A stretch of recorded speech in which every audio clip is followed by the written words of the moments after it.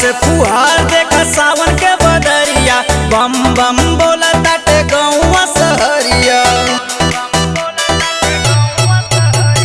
बरा से फुहार देखा सावन के बदरिया, बम बम बोला ताटे गौवा सहरिया। कोई बोले दानी के दर्शन हमरो भगिया जागल बा।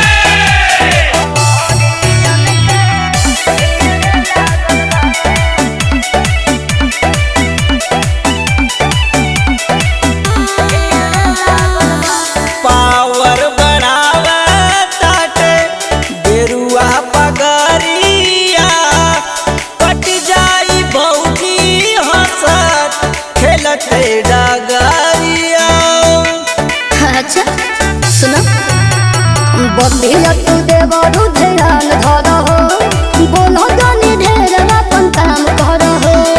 करन भौजी फिक्रिया बाबा नगरिया आगल बा।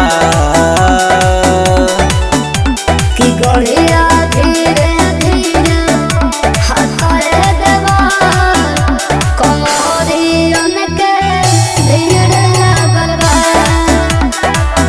अरे गड़िया धीरे धीरे हटाए देवा, कमरियन के भीड़ लागल बा।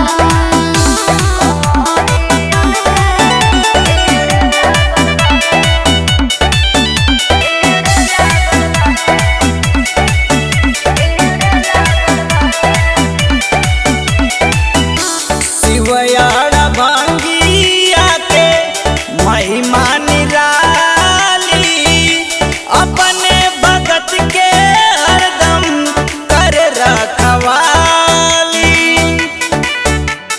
सुनो तो जय कादा सभे बोले बोलबो हम, दम हमें कदम के हमारा कचिलम। अरविंद सादिया रवि के मनवा खुशी से पागल बा। कि गड़िया धीरे धीरे